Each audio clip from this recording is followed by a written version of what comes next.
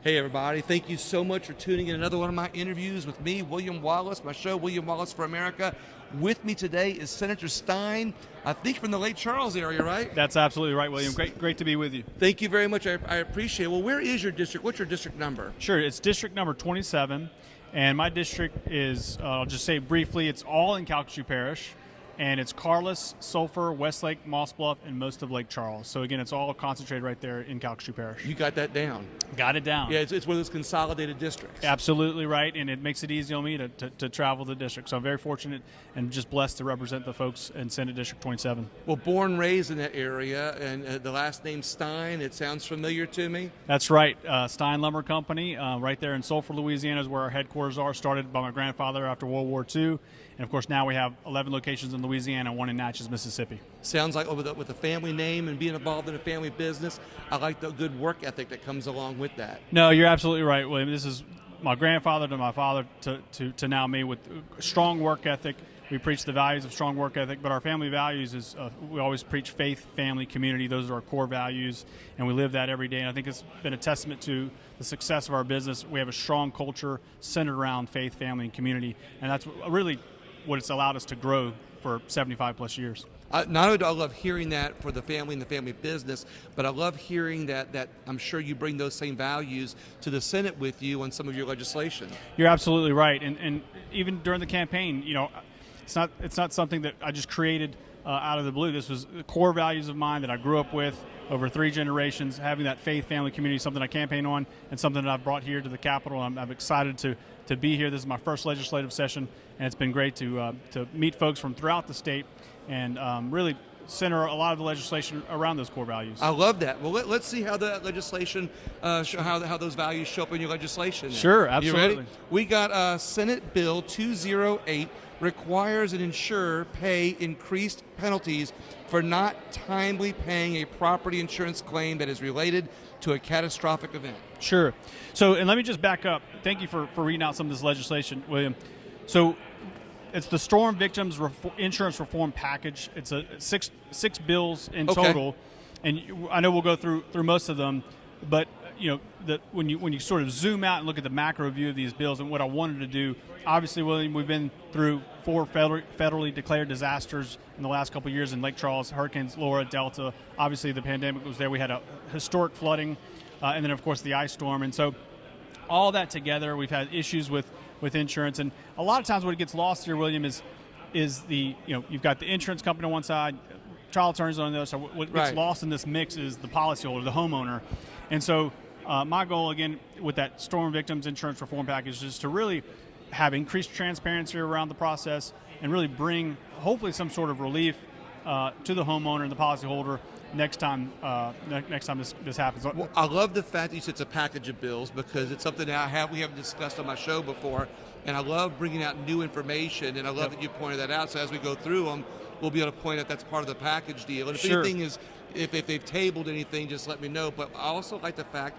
that you're looking out for not only the people of Louisiana, but the people in your district, because I should have brought this up originally, but the people of Lake Charles are still kind of forgotten since Hurricane Laura, and I don't want the people of Lafourche and Thibodaux to be forgotten the same way you guys have been forgotten. No, that's an excellent point. And, you know, look, we get it. We're Southwest Louisiana, not a huge population, but to your point, sometimes we do feel a little left out. If there's a silver lining in all this, and you brought up home at Thibodaux, you know, you hate to see what happened to those folks down there. I was down in home at Thibodaux after it struck, Hurricane Ida struck, helping out the folks there. But if there's a silver lining, there's at least now folks from across the state of Louisiana, especially I-10, south of I-10, down the bayou, southwest Louisiana, the Florida parishes. We've all experienced sort of the same issues, whether it be insurance reform or just internet. You know, we're all in this together, and now after Hurricane Ida, we're seeing folks, and again, crossing racial and party lines, we've all been affected by this, and so we're able to build these bridges, able to have more consensus around what I view as sensible, measured, fair approach to a lot of these issues. I like how you say that, because here in Louisiana, I think nationwide too, but there's more that unites us than divides us. And when we focus on what unites us, we help more people. No, you're absolutely right. And so back to the bill that you mentioned. House Bill 209, 208. What does it do now? So again, when we say increased penalties, you know, as a conservative, as a Republican, I don't like to see a whole lot of government encroachment. At the same time, you have to realize what we've been through here in Louisiana in terms of, I'll just a brief example, many homeowners have had delayed tactics forced upon them by some of the insurance companies. So the goal here is, again, increased transparency. And if we have increased penalties in some of these bills, which we do, is to hopefully serve as a deterrent that the next time something comes around, that we don't have the insurance companies do some of these tactics that we've seen happen to some of our homeowners here in Louisiana. So that particular one, again, we hope that it will serve as a deterrent for companies not to behave in a manner that you ask anyone across America, and they say it's a shame what I happening. like about this approach, and you kind of said the same thing, is that sometimes legislation like this doesn't do the trick right now, and it might not even do the exact trick that we need to do later. That's right. But the idea that that you are doing something about it, and the idea that legislation is being put in place, puts the insurance companies on notice that the elected officials here in Louisiana are keeping an eye out for their citizens. No, you're absolutely right. Look, we're all going to learn, hopefully, from these mistakes. And again, these are some of these bills that we've been reading off or to serve as that. But Senate Bill 209 authorizes the Commissioner of Insurance to order certain penalties to persons engaging in an unfair method of competition or an unfair or deceptive act of practice. That's right. So in this particular bill, it'll give the insurance commissioner. He already has authority, but this will give him increased authority to level those fines where he feels there's been insurance companies not performing as they're supposed to do. And so that's another one where he's able to find them. So the next one is part of that package. Senate Bill, used to say that's House bills. Senate Bill 210 authorizes fine in lieu of suspension or revocation of certificate of authority for foreign or alien insurers. Sure. So right now, that particular one applies to in-state insurers only. So it's more of a cleanup bill, if you will. This will apply to out-of-state insurers going forward, not just in-state insurers. Okay. Senate Bill 211 provides for changes to the Choose Life Special Prestige license plate. Sure. So this particular one it's a great, as pro-life conservative, a great Choose Life funding mechanism. So here in Louisiana, we have you can have your license plate, a prestige license plate. However, you want this particular one, you can have a pro-life license plate. So 50% of those funds will go to expectant mothers or mothers that will be giving their children up for adoption. So it'll help fund the pro-life centers throughout Louisiana. You're a man after my heart here on that adoption stuff, because I'm telling you what. Anybody who speaks adoption, that's one of the things I really love promoting. A whole lot. I think one of the best ways to promote life is to promote adoption. Absolutely. My sister just adopted a beautiful baby, and just a joyous thing right now that she's been going through. So. Senate Bill 212 establishes the Hurricane Mediation Program. Sure. So this is, again, a way for us to look after that policyholder, look after that homeowner here in Louisiana. So we're trying to avoid going to court, right? Right. So we're providing a mediation program for the policyholder and those insurance companies. And so this is just a way for us to hopefully avoid litigation, hopefully avoid the courtroom that will, as you've probably seen throughout not just Louisiana, throughout America, anytime you bring on litigation, it just drags on and drags on and drags on. This mediation program, and this particular bill, William, the genesis of it was actually seeing what Insurance Commissioner Dolan did after Hurricane Ida. He implemented a nice mediation program that wasn't by statute. It was actually out of his authority, or rather his discretion, if you will.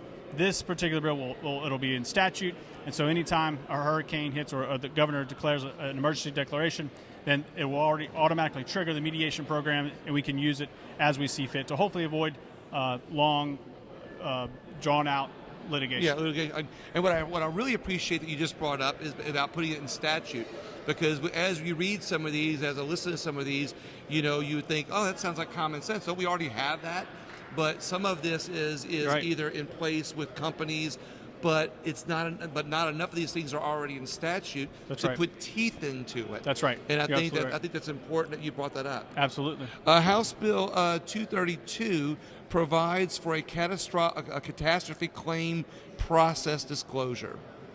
Again, more enhanced transparency. Have an insurance company provide more information. Right now, a lot of times it's upon request, meaning you, the policyholder, have to request certain documents, whether it's an engineer's report or whatever it may be. We want more transparency around this process. We want, once those documents are available, it shouldn't be upon request. You should have those documents in your inbox, or whether it's a platform that you're logging into, those documents are available to you. You have a 360 view of your policy and everything that's going on. And again, more transparency is better. And we've learned from our past mistakes of this upon request. Because a lot of times, look, a policyholders, Williams, sometimes they don't know exactly what to ask for. Right. But if all of these documents are already there at their fingertips for them to access, they have it right there in front of them, and hopefully it'll prevent more delays. And just having those documents will enhance the transparency around the whole process. Having a portal that you go to, so to speak, to have it with access, you can dig through it. But this to me sounds like something that previously you would either had to have a storm or damage to have access to it, or even have to sue to get access to it. That's right. So it sounds to me like this type of legislation will help us not have to have as much, I say legislation, as much legal, cut some of the legal process out, if you will. You're absolutely right. And again, a lot of times the homeowner doesn't know what to particularly ask for on certain things unless they hire an attorney. Now, with this bill, hopefully it will be already there at their fingertips, and they see right there in front of them what they've got and what's frankly their right to have. That's a good one.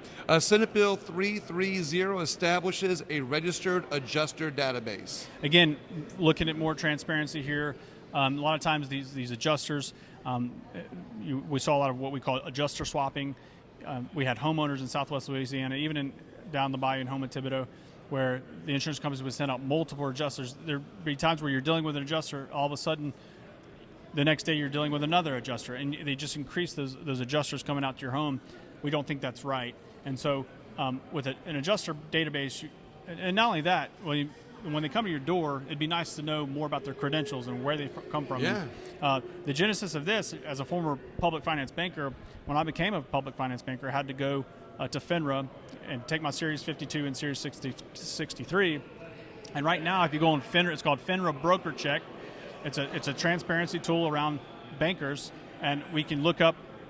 You can look up the exams I've taken, whether I've had any ethics violations. It's just a better enhanced tool to see on the banking side of things how some of these bankers operate, and again, increases the transparency around the market.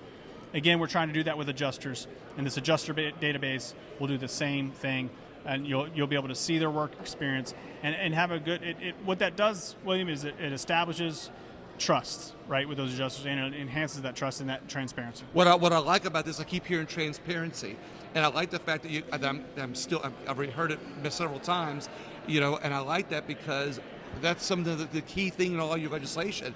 The link that holds all together is you're always asking for transparency in some of these, and I think that can only be better for the people. You're absolutely right. That's the hope. Senate Bill 331 provides for transparency involving residential or commercial property damaged by a named storm or windstorm. Again, showing more documents, and I know it sounds lengthy and almost like we're beating a dead horse here. Right. But if you experience these things like we did in Southwest Louisiana, you'll know exactly what we're talking about. So this is, again, just a way to increase the transparency with the documents that are being provided. Well, even though we keep repeating transparency, which I'm glad we are, they all have something to do with a different area of insurance claims or a storm. So really, even if only a few of them get through, we're getting more transparency all along the way. That's the goal. You're absolutely right. Senate Bill 424 provides for boating safety instruction, but I don't see transparency. Yeah, good point. Okay. So this particular one, right now, Mayor Nick Hunter in Lake Charles has done a wonderful job with the lakefront. If you've ever been to Lake Charles, normally you'll see, or currently you'll see an old Harrah's parking garage right before you go over the I-10 bridge, and there's a beachfront right there. Well, Mayor Hunter and the Southwest Louisiana community have just done a wonderful job of developing that. So very soon you'll see a new children's museum there, right there on the lakefront. You're going to see wildlife and fisheries there. You'll see Lake Area Adventures. You'll see Crying Eagle Brewery. You'll see a lot of things right there along the lakefront. It's going to be incredible for Southwest Louisiana. And this particular one, I call it the jet ski bill. So right now, if you go to Alabama, Mississippi, or Florida, and you want to rent a jet ski or you want to rent a pontoon boat, it's very easy. You show that you're 18 years or older. You take maybe a 20-minute, 30-minute course, and within the hour, you're on the water enjoying what you came there to do, which was to rent some watercraft, some vessels. Here in Louisiana, we operate a little differently, sort of an outlier here. If you're 37 years old, if you're born after 1984 or younger, you have to take a day-long course, an 8-hour course. And so a lot of these boat rental companies are turning people away. So if you're 37 years old and you go to rent a boat or a jet ski, we have to say, sorry, here's an 8-hour course you have to take, come back the next day. Well, by then they're saying, you know what, I'm not coming back the next day. Forget that. I'm out. Yeah, I'm out. So this is going to put us more in line with other coastal states, and it required that they be 18, but they take a little course right there. But they're on the water within a reasonable amount of time, enjoying the sportsman's paradise. And so Exactly. that's the goal. Again, Lake Area Adventures will take advantage of that there on the lakefront. There's river rat rentals in Southwest Louisiana. So it not just affects Southwest Louisiana, it affects a whole host of boat rental businesses across the state of Louisiana. And when you got people that are coming in from Texas, and this is right on the interstate. That's right. You know, this is going to capture some not only tourist dollars, but bring some people into that whole riverfront area, which only helps the community out a whole lot. You're absolutely right. And our state, I like that. This also sounds like the hunter safety course. You know, if you're a certain age, you're already grandfathered out of the hunter safety course or in. But hunting, of course, with hunting safety, you do need to have a little bit more time, whereas most people here are raised on the water. You're absolutely right. Love that. Senate Bill 457 provides relative to DOTD and types of building processes.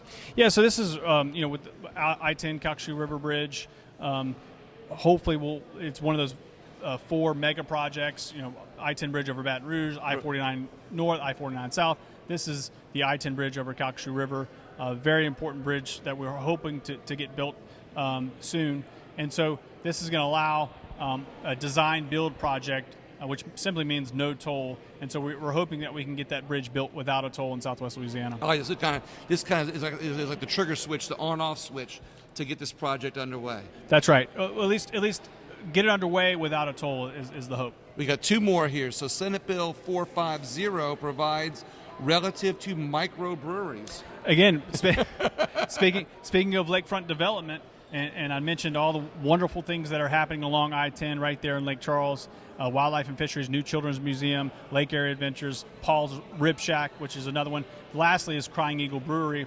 And right now, if you want to transfer beer from one microbrewery to the other, you can't. You just can't do it in Louisiana. So this will allow a microbrewery in Louisiana to transfer some beer from one location to the next. And the reason we thought this was important, currently there's a Crying Eagle Brewery already in Lake Charles. This will be his that particular owner's second location. So we wanted him to be able to transfer his beer from one microbrewery to the next, and not just to affect him. What I believe is we already have wonderful craft beer in Louisiana. The hope is this will spur even more creativity and entrepreneurial spirit around the craft brew industry, which is you're seeing it flourish across the country. And I think we'll have more of that here if this bill passes. I like seeing that because this not only promotes an industry, but it promotes small business and entrepreneurship. And I like hearing that. Absolutely. Thank you for that. Yep. Your last one is SCR5 expresses sense, and the combination there doesn't make much sense, but expresses sense and heartfelt condolences to the family of Mayor Robert Bob Hardy on the occasion of his passing. Mayor Bob Hardy was an amazing man, an amazing mayor for the city of Westlake, and this is just a resolution honoring him. He unfortunately passed away too soon, but our thoughts and prayers are with Mayor Hardy, and like I said, he's just been truly an anchor for Southwest Louisiana and for his beloved city of Westlake. I like the resolutions like this. It's something to honor somebody or point some attention to something without having to get legislation involved. No, too you're much. absolutely right. I love that. Well, Senator Stine, is there anything else that you want to bring up? Anything else going on that you want to talk to people about? Or Sure. Well, thank you, William.